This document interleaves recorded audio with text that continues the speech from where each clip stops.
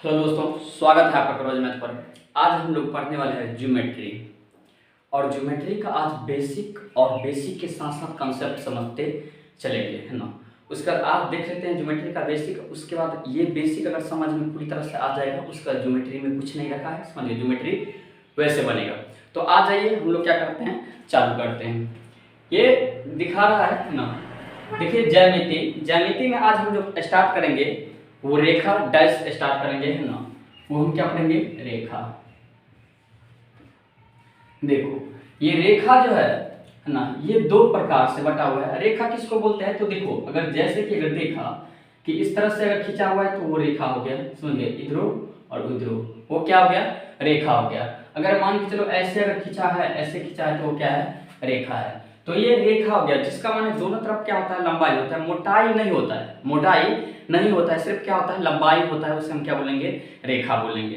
क्या होना चाहिए, तो लंबाई हो सकता है, दोनों अगर लंबाई होगा मगर मोटाई नहीं होगा, उसे हम क्या बोलेंगे, रेखा बोलेंगे, है ना। अब देखिए ये रेखा जो है वो दो भाग में बटा हुआ है, दो भाग में बटा हुआ है। एक होता है सरल रेखा, क्या बोलेंगे, सरल रेखा, सरल रेखा एक होता है, और एक होता है वक्र रेखा, वक्र रेखा, रेखा होता है। एक होता है सरल रेखा, एक होता है वक्र रेखा। तो आप पूछिएगा कि वक्र रेखा क्या होता है, सरल रेखा क्या होता है। तो सरल रेखा देखिए, जिसका विचलित नहीं होता है, अर्थात टेढ़ा मेढ़ा नहीं होता है। जैसे कि देखिए ये अब हो जाएगा सरल रेखा, सरल रेखा ये है, ये क्या है, सरल रेखा है। और इसमें देखिए, इसमें कोई विचलित उचलित नहीं है, अर्थात ऐसे ऐसे नहीं है। और इसमें जो देखेंगे वक्र रेखा उसको बोलेंगे जो विचलित रहे, उसका क्या हो, ये जो लाइन जो है वो विचलित रहेगा, जैसे ऐसे ऐसे ऐसे रहेगा। ये क्या है, तो एक वक्र रेखा है। ये हो गया वक्र रेखा, ये क्या हो गया, सरल रेखा हो गया। तो समझ में आ गया कि रेखा, रेखा कितने भागों में बटा हुआ है, दो भागों में। एक पहला कौन है, सरल रेखा, दूसरा कौन है, वक्र रेखा। ये है वक्र रेखा और ये क्या है, सरल रेखा। आप लोग तो बता सकते हैं। अच्छा देखिएगा, अगर ऐसे लिखा हुआ है तो कौन सी रेखा है, तो वो सरल रेखा।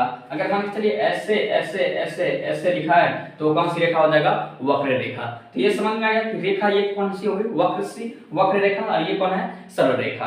अब आ जाइए अगला हम देखते हैं, रेखा समझ में आ गया। अब देखते हैं रेखाखंड। क्या देखते हैं, रेखाखंड। देखिए रेखाखंड जो होता है, रेखाखंड, खंड, ये देखिए रेखाखंड क्या होता है। तो रेखाखंड होता है कि रेखा की जो लंबाई जो होता है ना, निश्चित कर दिया जाता है। जैसे कि अगर देखो ये रेखा हो गया एक, ये क्या हो गया, रेखा है। और यहाँ मान के चलो इसको लंबाई जो निश्चित कर देगा, यहाँ ए हो जाएगा, यहाँ क्या हो जाएगा, बी हो जाएगा, यहाँ क्या हो जाएगा, सी हो जाएगा, यहाँ क्या हो जाएगा, डी हो जाएगा। तो ये देखिए यहाँ से यहाँ तक एरिया पूरे क्या है, निश्चित हुआ है।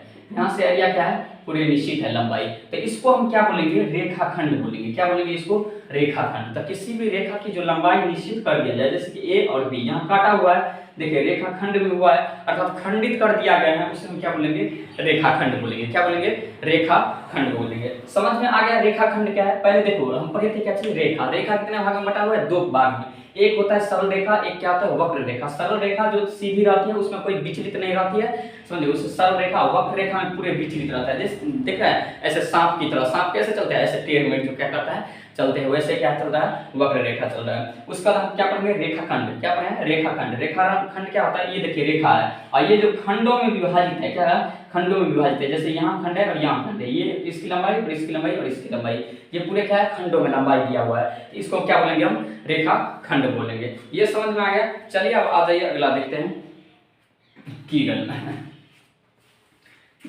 इसको अगर स्क्रीनशॉट मारना है तो मान लीजिए, है ना। क्या करते हैं, आगे चलते हैं।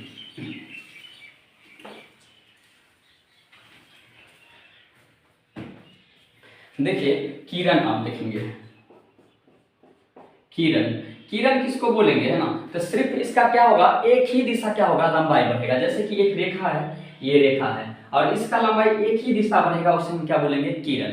अगर ऐसे नहीं, इधर नहीं बढ़ रहा है तो क्या होगा, इधर बढ़ेगा, तो इसे हम क्या बोलेंगे, किरण। या तो इधर नहीं बढ़ रहा है तो क्या बढ़ेगा, इधर बढ़ेगा, तो उसे हम क्या बोलेंगे, किरण बोलेंगे। जैसे कि अगर मान के चलो ए है और यहाँ क्या है, बी है, तो इसको हम लिख सकते हैं ए और बी पर क्या है, किरण है। ऐसे क्या लिख सकते हैं, ये हो जाएगा ए और बी। तो किरण समझ में आ गया कि एक ही तरफ क्या होगा, बढ़ेगा, ये दोनों तरफ नहीं बढ़ेगा। रेखा क्या होता है, बढ़ता है दोनों तरफ, जैसे कि अभी हम बताए रेखा दोनों तरफ क्या बढ़ता है, मगर किरण जो है ना सिर्फ क्या करता है, एक ही तरफ बढ़ता है, अर्थात ये इधर जाएगा तो इधर जाएगा, अगर ये यहाँ से जाएगा तो ये इधर जाएगा। समझ में आ गया। किरण क्या है, तो एक ही तरफ क्या होता है, किरण बढ़ता है, अर्थात एक ही तरफ, जैसे कि देखेंगे है ना कि इधर से जा रहा है तो उधर जाएगा ना, फिर इधर आएगा नहीं, और इधर जा रहा है तो इधर जाएगा, फिर इधर उधर से आएगा नहीं इधर, मगर रेखा जो है ना इधर जाएगा और इधर जाएगा। तो समझ में आएगा किरण क्या है, तो एक ही तरफ क्या हो, बढ़े लंबाई, उसे हम क्या बोलेंगे, किरण बोलेंगे।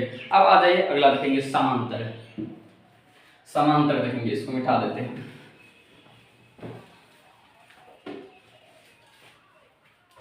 देखिए समांतर क्या है, अगला देखिए समांतर।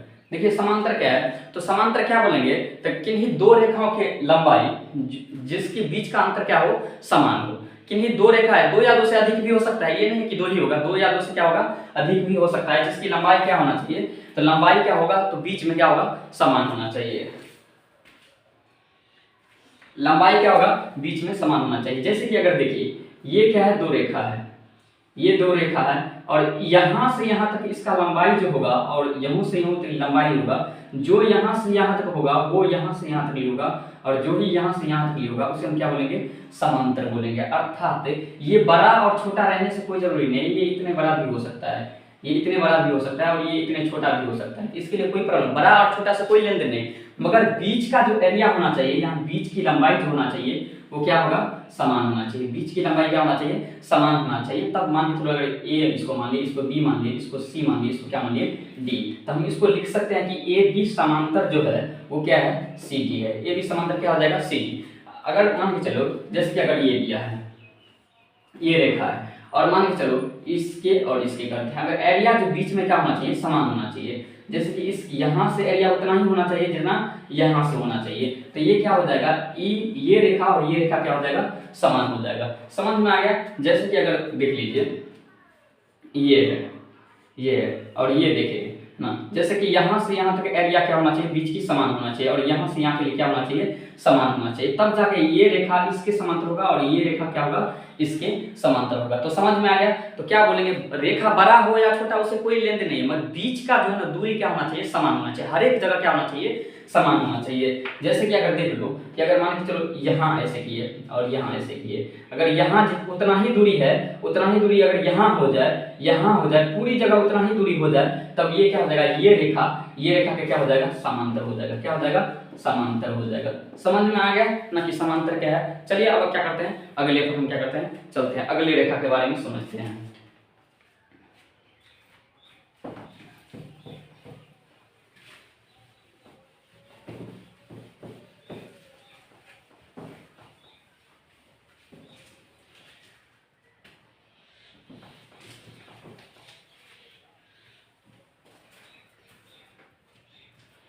जैसे अगला देखिए तिर्यक रेखा। देखिए तिर्यक रेखा क्या है, तो तिर्यक रेखा वो है जो दो से अधिक रेखा पर जो तिर्यक से खींची गई रेखा होता है उसे हम क्या बोलते हैं, तिर्यक रेखा। जैसे कि ये देखिए ये रेखा है, मान के चलो दो ही है चाहे दो से अधिक ही है, समझ गए, इसके बीच जो ऐसे तिरछा जो खींच देंगे तो यही क्या कहलाएगा, ए और बी क्या कहलाएगा, तिर्यक रेखा क्या कहलाएगा, तिर्यक। अर्थात दो भी हो सकता है, ऐसे भी हो सकता है, चाहे देखो इसको तो हम ऐसे भी खींच सकते हैं, तो ये क्या हो जाएगा, अगर सी मान ले, इसको क्या मान ले, डी मान ले, तो सी डी क्या हो जाएगा, तिर्यक रेखा, ये भी क्या हो जाएगा, तिर्यक रेखा हो जाएगा। जैसे कि अगर मान के चलो अगर ये रेखा है, इसको हम क्या किए, तो ऐसे खींच दिए, तो ये क्या हो जाएगा, ए मान लेते हैं, इसको क्या मान लेते हैं, बी, तो ये क्या हो जाएगा, तिर्यक रेखा। तो समझ में आ गया तिर्यक रेखा क्या है। तो तिर्यक रेखा वो रेखा होता है ना जो किन्हीं रेखाओं के जो तिर्यक खींच देता है उसे हम क्या बोलेंगे, तिर्यक रेखा। तो ये और ये क्या हो जाएगा, तिर्यक रेखा हो जाएगा। समझ में आ गया ना। चलिए अगला रेखा हम क्या करते हैं, देखते हैं, वो है प्रतिच्छेद रेखा। प्रतिच्छेद रेखा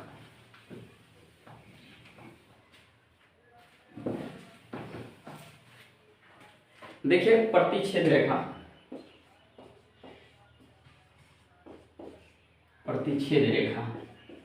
देखिए प्रतिच्छेद रेखा क्या है, तो जब दो रेखा एक बिंदु पर काटता है उसे हम क्या बोलेंगे, प्रतिच्छेद रेखा। जैसे कि अगर देखिए ये दो रेखा हो गया, ये और ये काटेगा, यहाँ पर काटता है, इसे हम क्या बोलेंगे प्रतिच्छेद रेखा। जैसे ए हो जाएगा, ये हो जाएगा बी, ये हो जाएगा सी, ये क्या हो जाएगा डी हो जाएगा। तो इसको हम क्या बोलेंगे प्रतिच्छेद रेखा। जब दो रेखा किसी आपस में एक दूसरे को काटता है, दो रेखा आपस में क्या करता है एक दूसरे को काटता है, उसे हम क्या बोलेंगे प्रतिच्छेद रेखा। क्या बोलेंगे प्रतिच्छेद रेखा। तो समझ में आ गया प्रतिच्छेद रेखा क्या होता है। ये ऐसे रेखा को क्या बोलेंगे प्रतिच्छेद रेखा। तो क्या बोलेंगे प्रतिच्छेद रेखा, जब दो रेखा एक दूसरे को आपस में काटता है उसे हम क्या बोलेंगे प्रतिच्छेद रेखा बोलेंगे। चलिए अगली देखते हैं समांगी रेखा, है ना।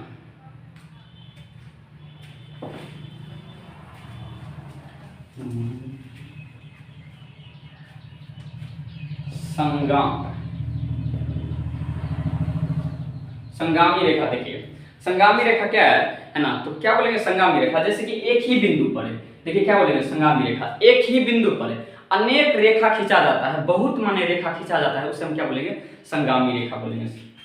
जैसे कि देखिए यही रेखा पर ऐसे खींचा रहा है, यही ऐसे खींचा रहा है, ऐसे खींचा रहा है, ऐसे खींचा रहे, ऐसे खींचा रहे, ऐसे खींचा रहे, ऐसे खींचा रहे, माने एक ही बिंदु से जो है ना बहुत रेखा गुजरता है, उसे हम क्या बोलेंगे संगामी रेखा बोलेंगे। क्या बोलेंगे संगामी रेखा बोलेंगे। समझ में आ गया संगामी रेखा किसको बोलेंगे, तो एक ही बिंदु पर अनेक रेखा खींचा हो उसे हम क्या बोलेंगे संगामी रेखा बोलेंगे। क्या बोलेंगे संगामी रेखा। अब अगला चाहिए लंब रेखा। लंब रेखा देखिए क्या होता है, लंब रेखा क्या होता है वो देखिए। अब लंब रेखा देखिए, लंब रेखा,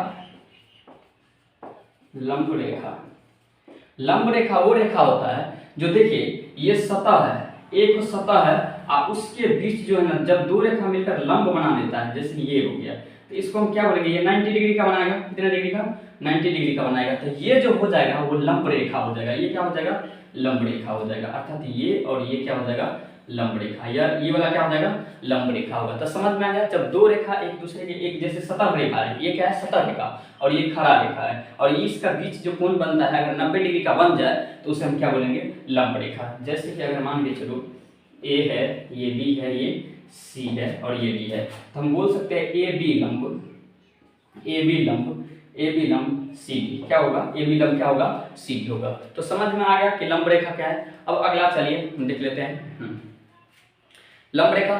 समझ में आ गया है ना। तो आप लोग को लग रहा है कि ये ज्योमेट्री अगर समझ में आ गया, ये रेखा आज की क्लास समझ में आ गया, तो चैनल को क्या करें सब्सक्राइब कर ले। उसके बाद जो है ना ये रेखा समझ में आ गया, काफी इंपॉर्टेंट था रेखा। उसके बाद हम क्या करेंगे, तो अगला स्टार्ट करेंगे है ना, उसमें कोण के बारे में देखेंगे, जो कौन सा कोण है कैसे होता है, उसके बाद देखेंगे। फिर अगला क्लास में हम लोगों को देखना पड़ेगा त्रिभुज के बारे में, जो समरूप सर्वांगसम ये सब जो होता है उसके बारे में देखना पड़ेगा। तो चलिए है ना, जय हिंद जय भारत। आज क्लास